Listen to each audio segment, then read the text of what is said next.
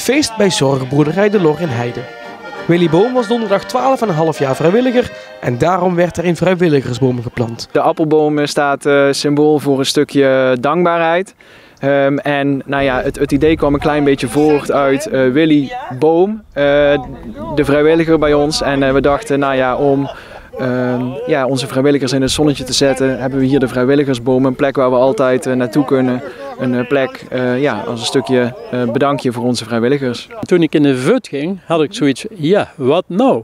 Dus ik ben hier naartoe gekomen en ik heb gezegd wie ik ben, waar ik van afkom en dat ik in de VUT ben, dat ik wel iets zou willen doen. En die enkele weken proberen, dat was heel snel geregeld. En dat is dan nu 12,5 jaar.